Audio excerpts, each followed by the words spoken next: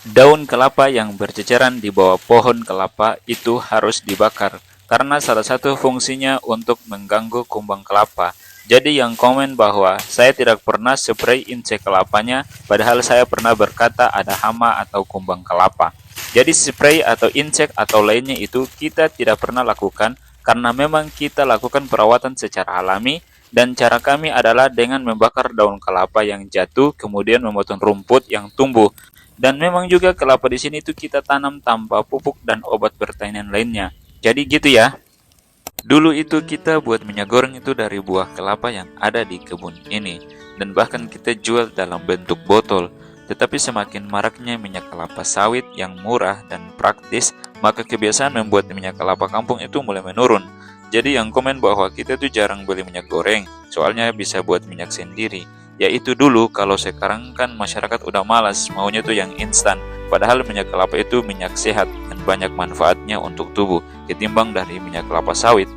Tempurung kelapa, benda ini tuh keras, gelap, dan sering dibuang. Tapi di tangan yang tepat, ia jadi permata. Tempurung kelapa ini, dulu-dulunya itu nenek moyang kita memakainya sebagai mangkuk, gayung, bahkan sebagai alat musik. Tak ada yang terbuang. Kini juga para pengrajin mengukirnya menjadi perhiasan, lampu hias, hingga arang aktif yang menyaring air bersih. Tempurung kelapa itu dia alami, ramah lingkungan, dan juga bernilai tinggi di pasar dunia. Di balik kerasnya tempurung, tersimpan harta yang tak ternilai harganya ya. Di balik rindangnya pohon kelapa tersimpan kisah sederhana. Kelapa yang menua, kulitnya mengeras, namun dagingnya makin tebal, padat, dan syarat minyak. Dari sanalah lahir santan yang gurih, minyak yang berkilau, hingga kopra yang memberi nafkah bagi ribuan keluarga. Airnya tak lagi manis, tapi jadi dasar dari banyak kearifan tradisi.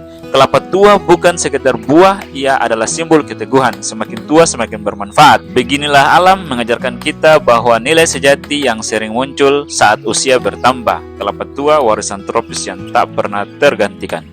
Pernah lihat sabut kelapa seperti ini? Jangan salah, ini bisa jadi emas hijau. Jadi sabut kelapa adalah serabut yang membungkus tempurung. Dari sini bisa dibuat keset, tali, sapu, bahkan matras. Serabut kelapa atau koko fiber bahkan laku keras di pasar internasional. Selain itu, sabut kelapa bisa diolah jadi kokopit, media tanam ramah lingkungan yang mampu menyimpan air lebih lama. Jadi dari sesuatu yang dianggap limbah, sabut kelapa berubah jadi peluang usaha bernilai tinggi. Inilah sabut kelapa, emas hijau yang menjadi berkah bagi petani-petani yang ada di sini. Tahu nggak, ternyata membelah kelapa bisa bikin kualitas kopra berbeda loh. Kalau kelapa dibelah langsung, prosesnya lebih cepat dan simpel. Kelapa cukup dipotong jadi dua bagian, lalu dijemur atau diasap. Hasilnya, kopra lebih cepat jadi, tapi kadar kotoran bisa lebih banyak, dan kualitas minyaknya kadang kurang bening. Sementara itu, kelapa yang dikupas dulu sebelum dijemur menghasilkan kopra yang lebih bersih. Daging kelapa dilepaskan dari tempurung, sehingga proses pengeringnya lebih merata. Hasilnya, kopra lebih putih, kualitas lebih tinggi, dan harga jual biasanya lebih mahal. Jadi, pilihannya tergantung kebutuhanmu, mau cepat selesai atau mau kualitas premium. Ternyata masih banyak yang belum paham apa itu gaji borongan. Gaji borongan itu dibayar per jumlah kelapa yang dibelah. Misalnya Rp170 per butir. Jadi kalau sehari bisa belah 1.000 kelapa, penghasilannya pun makin besar. Sedangkan kalau gaji harian, mingguan, atau bulanan, kita dibayarkan berdasarkan waktu kerja. Mau belah sedikit atau banyak, upahnya tetap sama sesuai kesepakatan. Jadi gaji borongan fokus ke hasil kerja, sedangkan gaji harian fokus ke waktu kerja. Sekarang udah ngerti kan bedanya? Jadi jangan salah paham dulu ya. Belajar lagi biar bisa paham. Pohon kelapa itu memiliki banyak manfaat. Salah satunya pada buah kelapa itu daging kelapanya dapat dimanfaatkan untuk minyak, deterjen, sabun, dan lainnya.